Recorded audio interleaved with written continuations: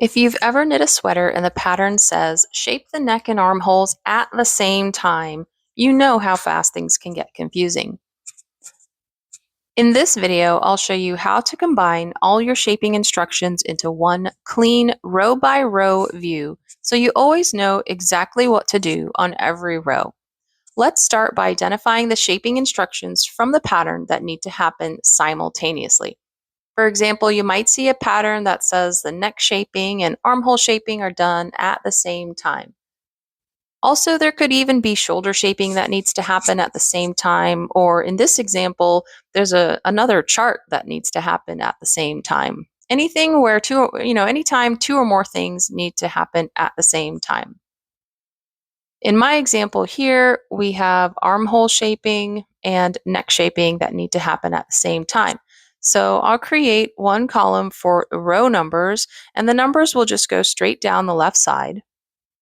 And then I'll create a column for each type of shaping. And here, like I said, we've got armhole shaping as well as neck shaping. Then I fill in the columns with the shaping actions from the pattern. In this example, my armhole shaping instructions say to do a decrease. So that would be row 1. We'll just put an X right in the box and then just scroll down the number of rows where a shaping action needs to occur. So here we've got every 6 rows for a certain amount of times, then every 8 rows, in this case 5 times. So that'll be an X in those boxes. Next, we're going to move to the neck shaping.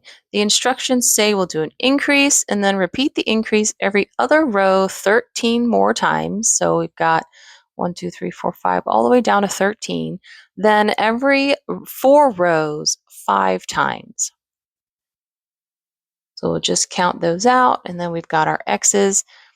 You don't have to format anything fancy. Just clean rows and columns make it much easier to follow. Now, when I reach the next row in my knitting, I just look at that line on my shaping chart here, and everything that should happen on that row is visible in one place. I usually print this chart since I don't have a portable tablet or anything. It's just easier for me to print the chart, and I can use a row counter or just mark each row off as I go. And here's a tip when you're printing, make sure you print selection.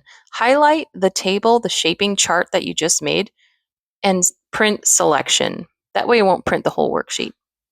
If this helps simplify your sweater knitting, give the video a like and be sure to subscribe for more practical knitting tutorials. You can also check out my knitting patterns in the description below.